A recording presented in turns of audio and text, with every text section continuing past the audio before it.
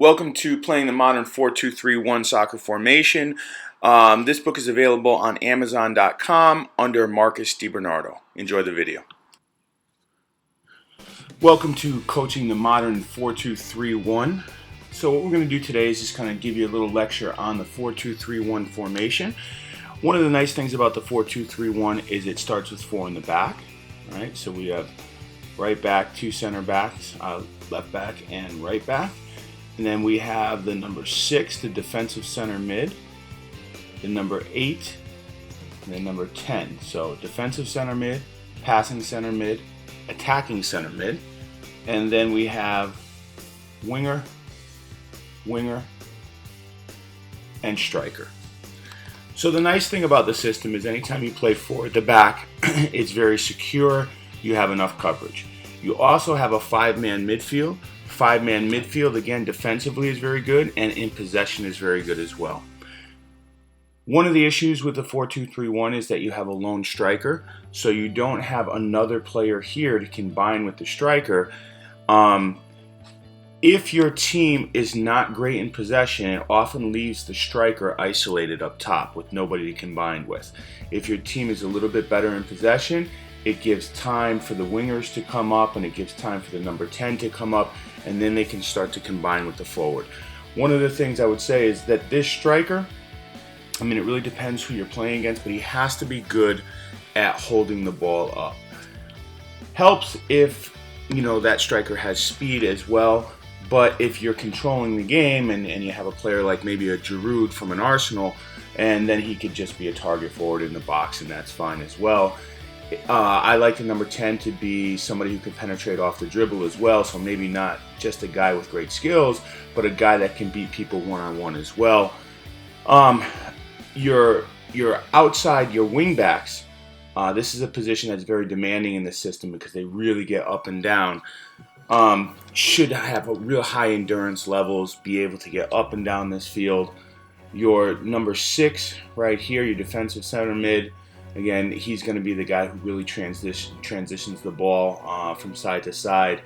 This needs to be a player with both left and right foot and short and long passing. The number 8, your center mid, should be a tireless worker in there, a ball winner.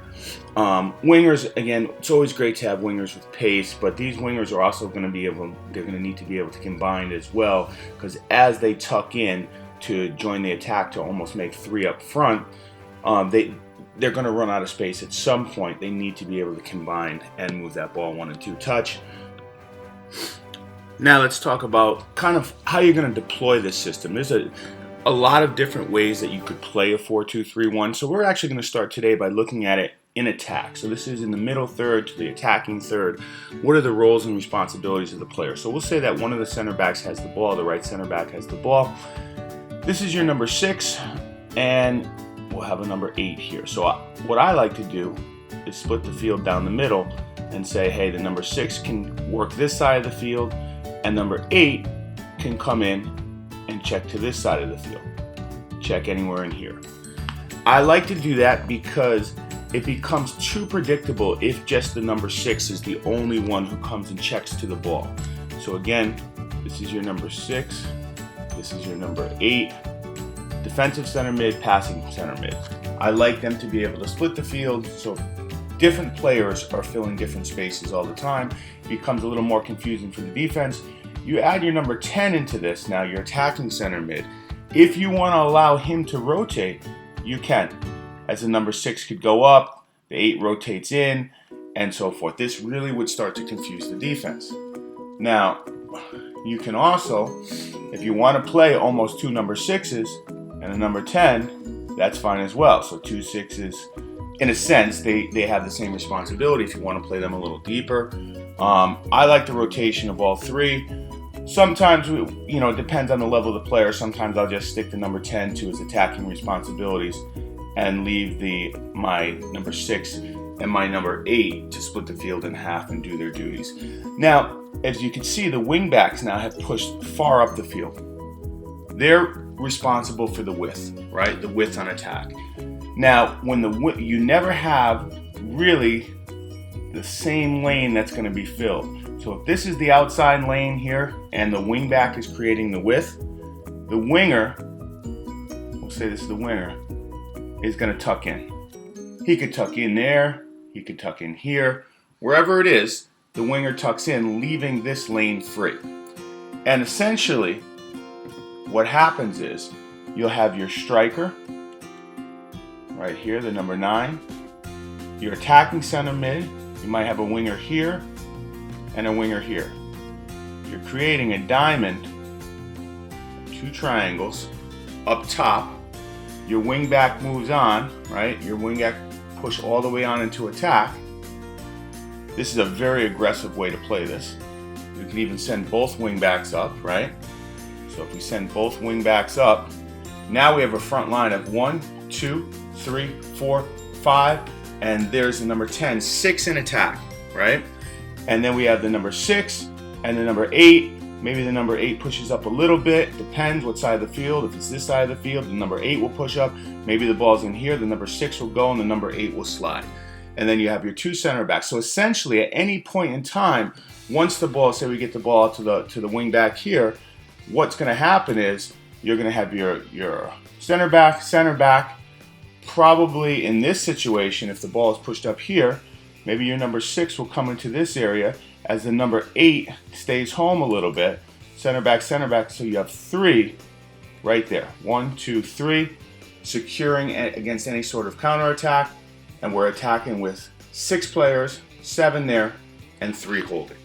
Okay, that's kind of a very aggressive, offensive-minded way that the 4-2-3-1 now, depending where this player is, this becomes either 3 or a 2, 1, 1, and then at this point you could look at a 4 or a 5 across and a 1.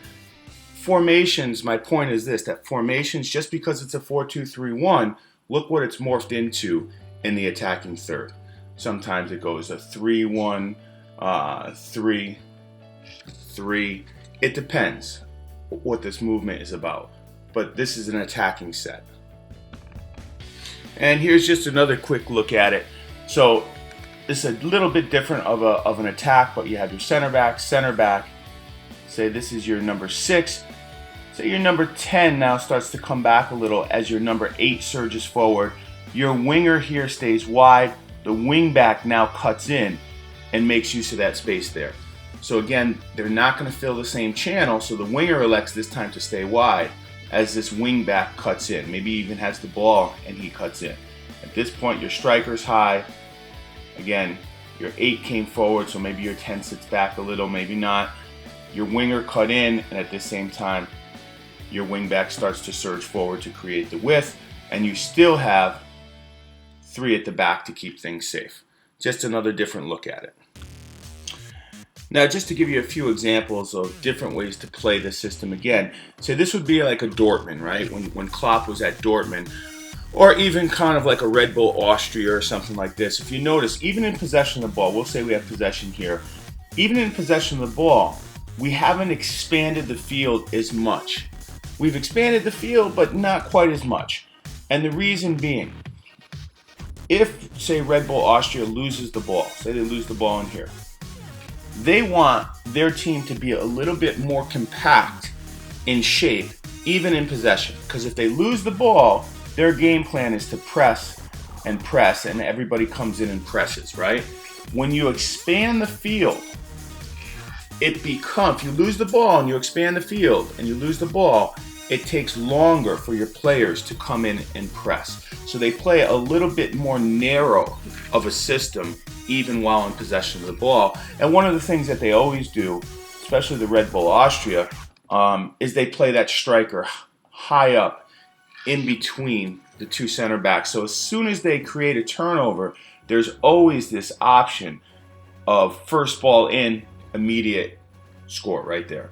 Now again, they play a little bit tighter. If you want to compare that to like an Arsenal, right? Arsenal is a very expansive team. And so instead of their wing back here, maybe their wing back's here. Maybe Bellerin's going to go all the way out here.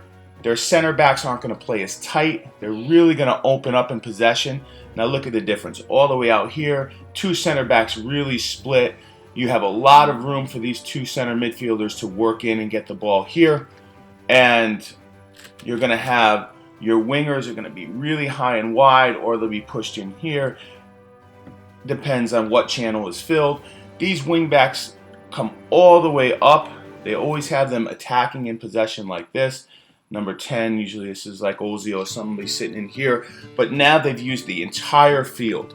And the only issue with that is when Arsenal loses the ball, you're not quite sure what their game plan is. You're not quite sure, are they trying to press? Maybe two guys press sometimes. I'm actually a little confused when I look at Arsenal's game model. I'm not quite sure their game model in defending. I'm not quite sure what they're trying to do. Do they hold a line of confrontation? You can barely even tell. So again, you can play this formation to fit whatever game model that you're going to implement.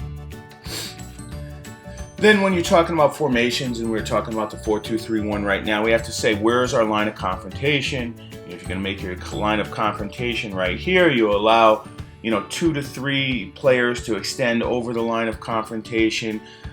Because you have 4 in the back, here's what I kind of like about the 4-2-3-1. You have 4 in the back, right? You always want to have, and since you have a 5-man midfield, this works out very well. You always have the man sitting in the gap. Here. So now you have 4, and you can have 5 right there. Very simple, right? Line of 4, 1 sits back. This 5th one is right in here. This is very compact, very hard to break down, and you could leave your forward high in between the 2 center backs, right? So line of 4, no gap in between in the center of the field, in between the 2 lines. One could always drop in. You could have this player always the same. If you always want this player to be the same, you can.